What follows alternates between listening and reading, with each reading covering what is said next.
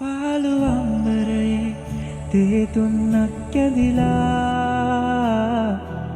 පාට ගෑවිකසේ මාළුව සැඟව ගියා. පාළු අම්බරයේ තේ තුන්නක් ඇදිලා පාට ගෑවිකසේ මාළුව සැඟව ගියා.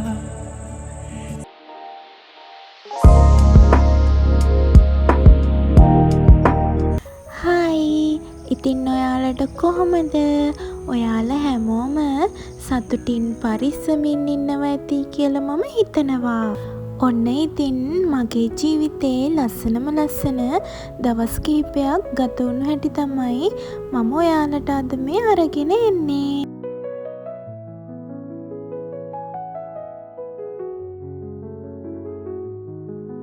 ඉතින් මගේ අසනීප දවසක ආරම්භයක් තමයි මේ.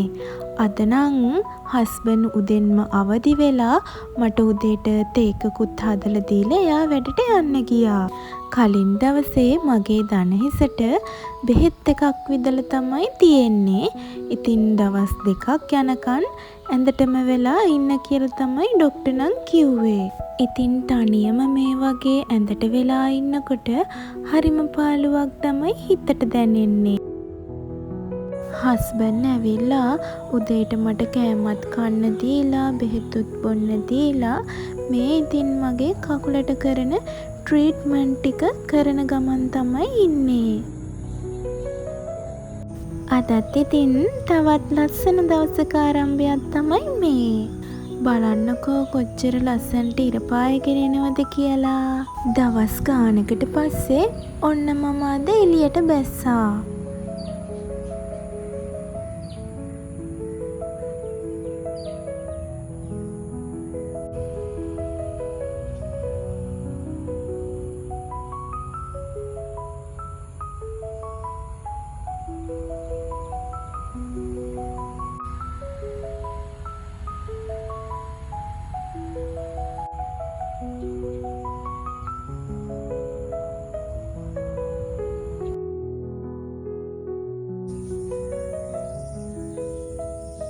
කලින් දවසේ පොඩි වැස්සක් ගියපු නිසා ගේ ඉස්සරහා මිදුලේ හතු පිපිලා තියෙනවා. ඉතින් මම අද මේ ටික ගලවලා රසම රස හතු කරියක් හදන්න තමයි හිතන් ඉන්නේ. හතු වල විස නැති වෙන්න හතු ටික හොඳින් හොදලා පොඩි කෑලි වලට කපලා කහයි ලුණුයි ගොරක ඉත්තකුයි වතුර ටිකකුයි දාලා මැටි හට්ටියේ ලිපේ තියා ගත්ත මේ විදිහට.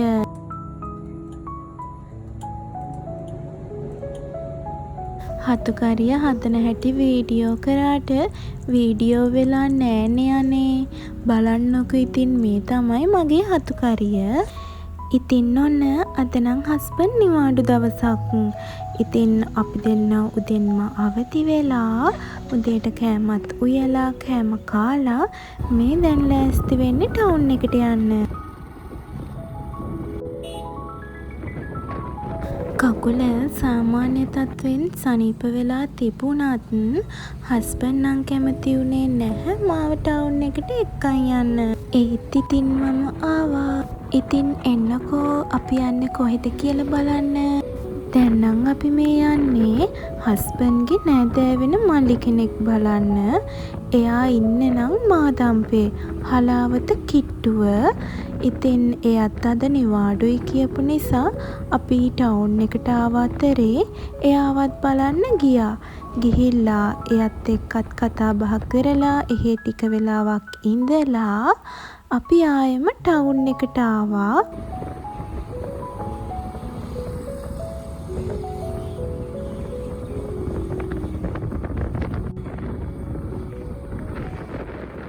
මාදම්පේ ගිහිල්ලා එන අතරමඟදී වෙන්නප්පුවේ මාළු මාකට් එකටත් ඇවිල්ලා අපි මාළු ටිකකුත් අරගත්තා.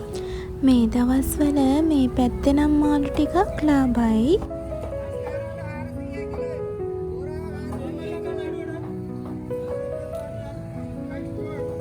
මාළුත් අර අරගෙන දැන් අපි මේ ඇවිත් ඉන්නේ වෙන්නප්පුව පොළට. ඉතින් අද අඟහරුවාද දවසක්. පොළ තියෙන්නේ අඟහරුවාදට. අද අපි එළවලු ටිකකුයි පළතුරු ටිකකුයි ගන්න තමයි වැඩියත්ම ආවේ. පණ්ඩිතරාල වගේ ආවට මේ වේතිනම් මගේ කකුල හොඳටම කැක්කුමයි. ඉතින් හස්බන්ඩ් මාව ගෙදර ගිහින් දාන්න හැදුවත් මම ඒකට කැමති වුණේ නැහැ. ඉතින් අපි හස්බන්ඩ්ට ලව් බර්ඩ් ජෝඩුවක් ගන්න කුරුල්ලෝ විකුණන තැනකට මේ දැන් ඇවිත් ඉන්නේ. මේ බලන්නකො මේ කවුද ඉන්නේ කියලා. මම මේ දැක්කමයි මේ වගේ මේ පැටව් විකුණන්න ඉන්නවා.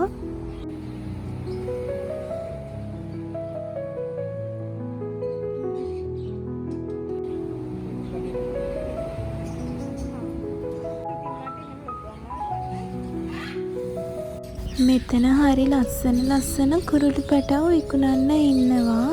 ඒ වුණාට ඉතින් මේ දවස්වල කුරුළු පැටව් නම් හරිම ගණන්. හස්බන්ඩ් නම් ඇති කරන්න හෙව්වේ මව්සත්තු දෙන්නෙක්. ඉතින් මේ කඩේ මව්සත්තු හිටියත් ඒ අංකල් අපිට දුන්නේ නම් නැහැ.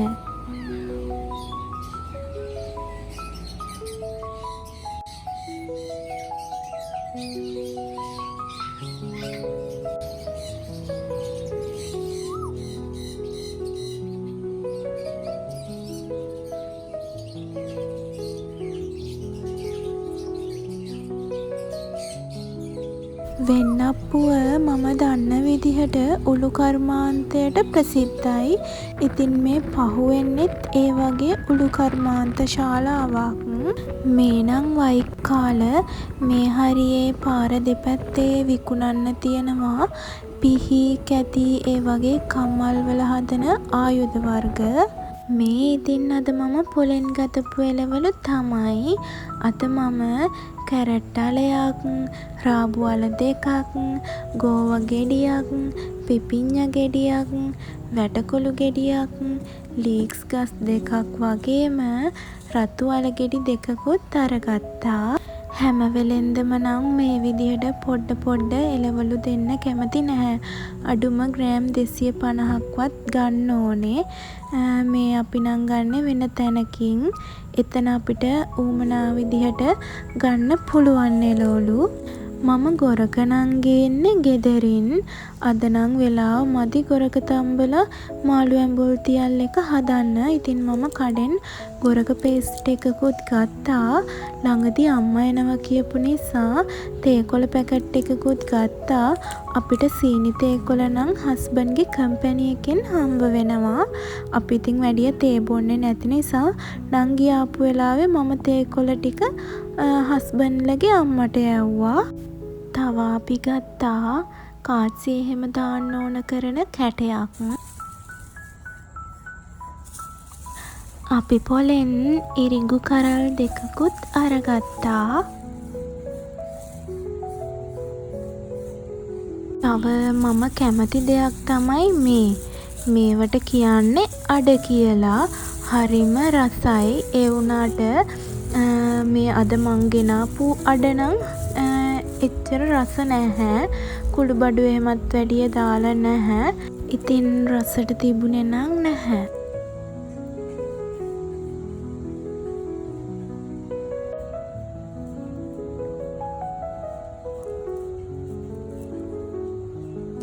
මෙහෙම්මම මම දවල්ටත් කෑම උයලා අපි දෙන්නත් එක්ක දවල්ට කාලා ටිකක් වෙලා නිදාගත්ත. මොකද කකුල අද ටිකක් රිදෙන්න ගත්ත නිසා.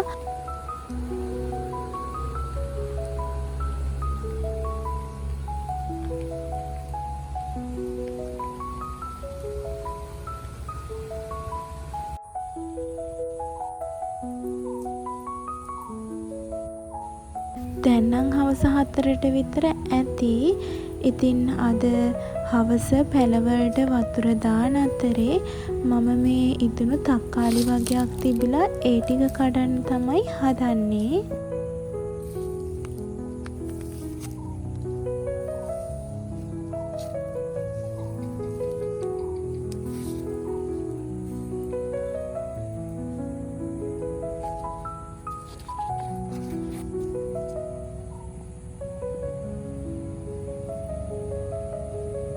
අපි තක්කාලි ගස් නම් කීපයක්ම වගේ හැදුවා. ඒ වුණාට අවුවේ රස්නෙටද මන් දන්නේ නැහැ. පැල ගොඩාක් මැරුණා. ඉතින් ගස් 3ක් විතරයි ඉතුරු වුණේ. මේ ඉතින් ඒවයේ ඵලදාව තමයි.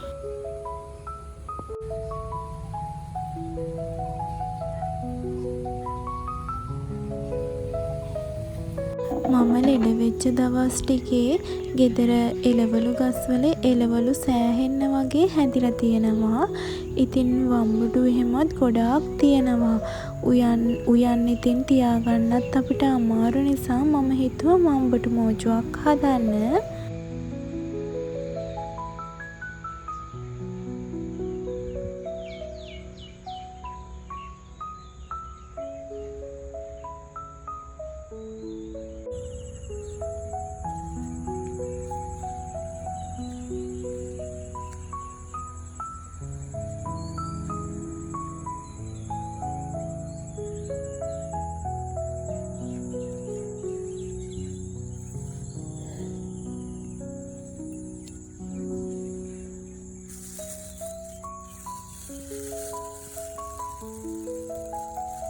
මේ බලන්නකෝ මේ විදිහට කවර දාලා තිබුණත් මං හිතන්නේ මේ ගෙඩි පුංචි කාලෙම සත්තු විදිනවද කොහෙද? ඒ කියන්නේ කවර දාලා තිබුණත් පණුව ඉන්නවා.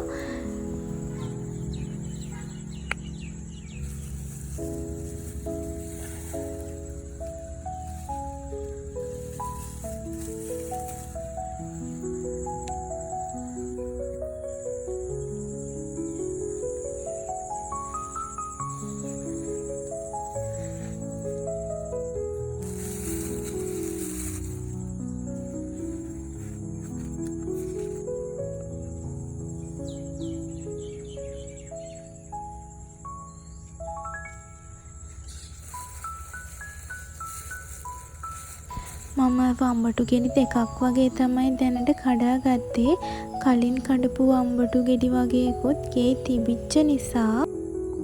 මේ නම් වම්බටු මෝජුව හදන අතරේ ගතපු වීඩියෝ ක්ලිප් එකක්. මේ ඉතින් හස්බන්ඩ් අලුතෙන්ම හදපු රාබු අගාව. ඉතින් අද එයා රාබු අගාවේ පස් බුරුල් කරලා මේ එයා පොහොර දාන ගමන් තමයි ඉන්නේ.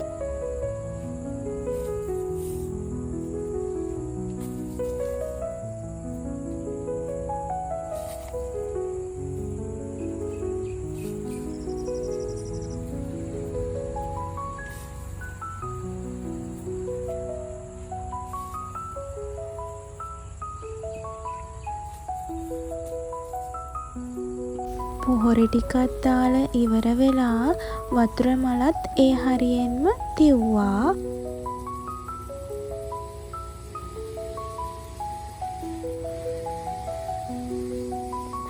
දැන් ඉතින් අපි මේ හදන්නේ පැලමද කන්න. අපි ගෙනාපු පොල් ගෙඩි වගේක් තිබුණා. ඒවා වේලිලා දැන් පැලමද කන්න පුළුවන්.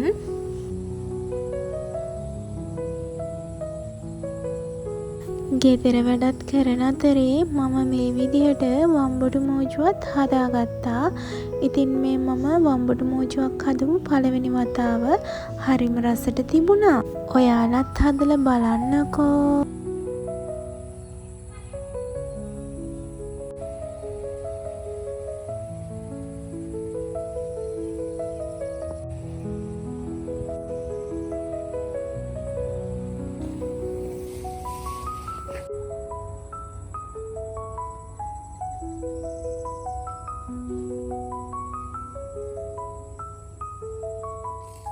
ඉතින් මෙන්න මේ විදිහට තමයි මගේ ජීවිතයේ ලස්සන දවස් කීපයක් ගෙවිලා ගියේ. ඉතින් ආයෙමත් ලස්සන vlog එකකින් මම ඔයාලව බලන්න එනවා. අදට ගිහින් එන්නම්.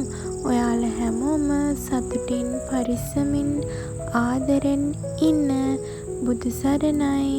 ගොඩාරියක් ආදරෙයි.